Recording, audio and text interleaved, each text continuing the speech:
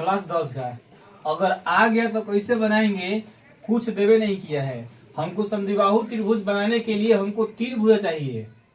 समद्विबाहु त्रिभुज की आप लोगों को अगले समझाए थे कि हमको समद्विबाहु त्रिभुज में क्या चाहिए, दो भुजा, हाई भुजा का होगा अलग, हाई खाली दो भुजा का होगा बराबर। तो इसमें तो कुछ देवे नहीं, खाली काली खेले बा। आधार 8 सेंटीमीटर, ऊंचाई 4 सेंटीमीटर का एक समद्विबाहु त्रिभुज की रचना कीजिए। यहाँ तक पढ़ जाते हैं, ठीक है। समद्विबाहु त्रिभुज की रचना कर दीजिए। कैसे बनाते हैं देखिएगा।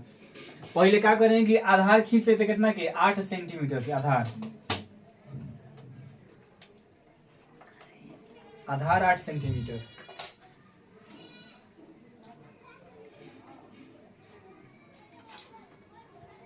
नाम दे देंगे बी सी, 8 सेंटीमीटर, ठीक है। अब कह रहे कि ऊंचाई 4 सेंटीमीटर, ऊंचाई कहाँ से लेंगे, कहीं समझ में नहीं आ रहा है। तो वही स्थिति में जब कुछ समझ में नहीं आ रहा है, कौन बोलवे नहीं किया, तो क्या करेंगे हम कि ई बीसी को पाकाल से आधा से अधिक बढ़ा लेंगे। आप लोग रचना याद पड़ेगा, आधा से अधिक वाला, आधा से अधिक बढ़ा लेंगे। बढ़ा लिए, बढ़ाने के बाद क्या करेंगे कि बी पर से रख के ऊपर काटेंगे और फिर नीचे काटेंगे, फिर सी पर से रख के ऊपर काटेंगे, फिर नीचे काटेंगे। क्या हो रहा है जी,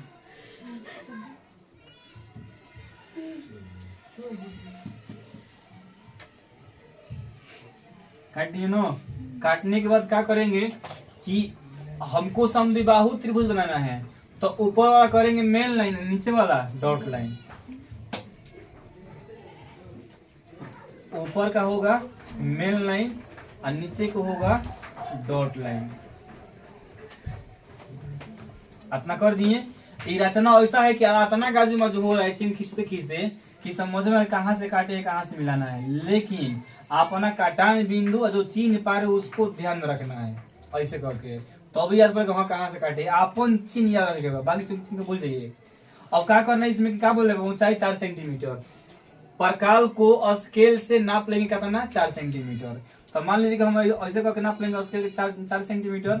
नापने के बाद क्या करेंगे हम कि ई वाला कटान बिंदु जहाँ मिल रहा है बीसी, जो बीसी को चिन्ह काट रहा है, इस पे रखेंगे। और रखने के बाद कहीं कटे, हम क्या बोले लग रहे कि अपना कटान बिंदु से मतलब रहेगा और कौन बिंदु से मतलब कि वही पकड़ता, क्या पता है कि वही पकड़ जाएगा, तो हमारा 4 सेंटीमीटर वही जाएगा। नीचे कटेगा तो मतलब नहीं कि सच ऊपर जा रहा है कि नीचे जा रहा है, कोई मतलब नहीं है। हमारा ऊपर जाता है नीचे कपड़ा, खाली कटान बिंदु से मतलब है। अब जब कट गया है तो एक कटान बिंदु बी सी ऊपर का हो जाएगा ए, यहाँ पर हम नाम का दे देंगे ए देने के बाद अपन कटान बिंदु से ए से बी को मिलाएंगे, ए से बी को मिला दिए और बाद ए से सी को मिला देंगे, ए से हम सी को मिला दिए। ई हमारा समबाहु त्रिभुज तैयार हो गया। अभी तक यहाँ तक खाली किए हैं, अभी आधा से अभी अधो नहीं हुआ है रचना, अभी पूरा करना है। तो हमारा समबाहु त्रिभुज तैयार हो गया। तब आगे कह रहा है फिर एक अन्य त्रिभुज की रचना कीजिए, इसके अलावा एक और अन्य त्रिभुज की रचना कीजिए जिनकी भुजाएं, अब जो हम त्रिभुज को अगला बनाएंगे उस त्रिभुज में भुजा का मान नहीं दिया है, तब क्या करेंगे वो स्थिति में हम क्या करेंगे कि बी पर बनाएंगे नीचे पार्टी के 60 डिग्री के कोण, बी पर बनाएंगे नीचे पार्टी 60 डिग्री के कोण। तो प्रकार किसी भी साइज का रख लेते हैं, हम बताए कि कोण में कौन साइज का ना होता है, कोण किसी भी साइज को रख के बी पर एगो रख के हम चना बना काट दिए। यहाँ पर कितना डिग्री कोण काटे हैं, 60 डिग्री कोण काट रहे हैं। तब प्रकार एक ही साइज का रहना चाहिए। जब कोण काटते हैं तो यहाँ से काट के फिर हम यहाँ काट देंगे, काट दिए, ठीक है। जब यहाँ पर हम काट दिए हैं तो काटने के बाद वो कटान बिंदु को हम स्केल से नीचे पार्टी मिला देंगे, कटान बिंदु से हम इसको नीचे पार्टी मिला देंगे। आपन चिन्ह ध्यान में रखिएगा कि जो हम चिन्ह पार रहे हैं, मिला दिए।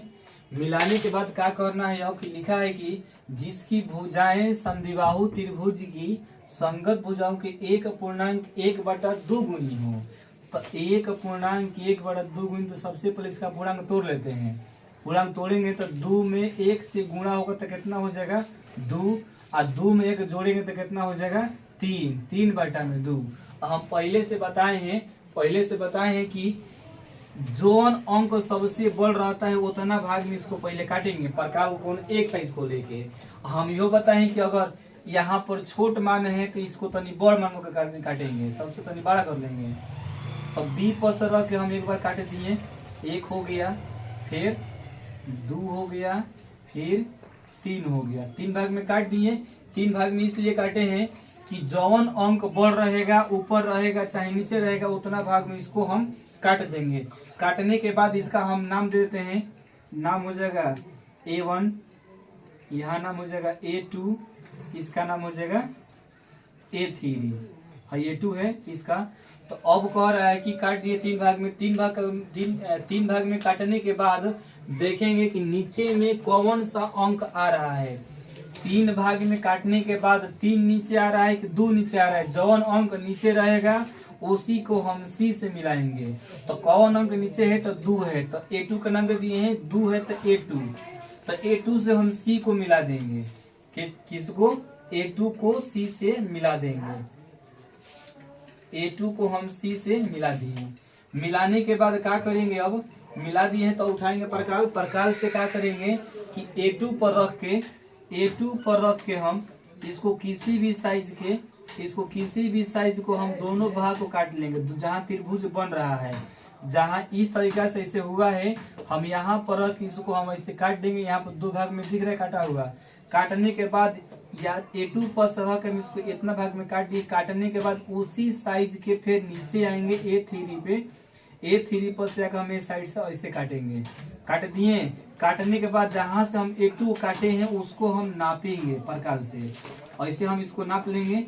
नाप लिए हैं। नापने के बाद जहां A3 पे जिसको काटे हैं उसको हम वहां से रख इसको हम ऐसे काटेंगे।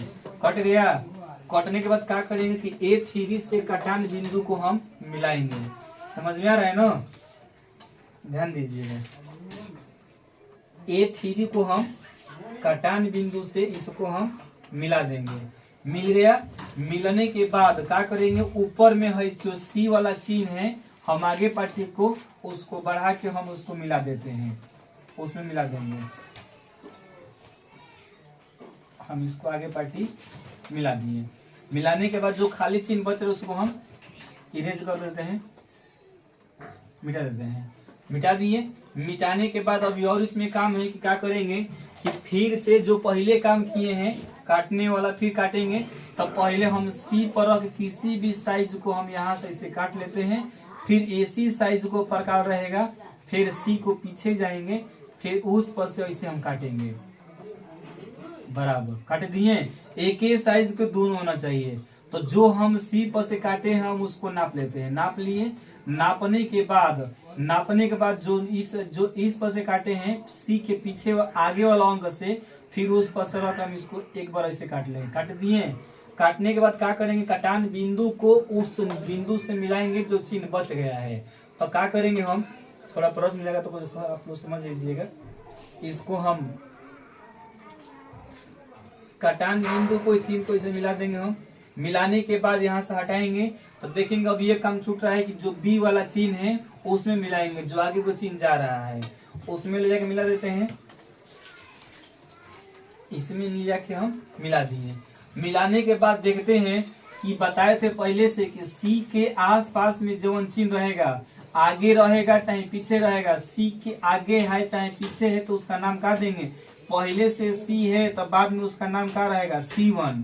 और जो A के भीरी नाम है उसका ऊपर तो उसका नाम क्या देंगे? हम A1। रचना कंप्लीट हो गया है, बस एक नाम देना बाकी है। एक नाम दे देते हैं। क्या हो रहा है जी? एक हम इसको नाम देते हैं। नाम क्या होता है कि इसमें दो को त्रिभुज है तो उसको समरूप करना पड़ेगा नु। तो त्रिभुज ABC यहाँ पर लिखेंगे, त्रिभुज ABC समरूप का बच रहा है। तो एक ऊपर का था A', त्रिभुज लिख देंगे A', उसके बाद फिर B पे आएंगे और उसके बाद क्या बच रहा है? C'। जेवन लिख लिए उसको छोड़ना होगा। C लिख लिए तो फिर C छोड़ का लिखेंगे C'। ये हमारा रचना कंप्लीट हुआ। जिसको नहीं समझ में आया है फिर बोलेंगे, समझा दिया जाएगा। आप लोग वीडियो के माध्यम से देख लीजिएगा। ये था 10 क्लास।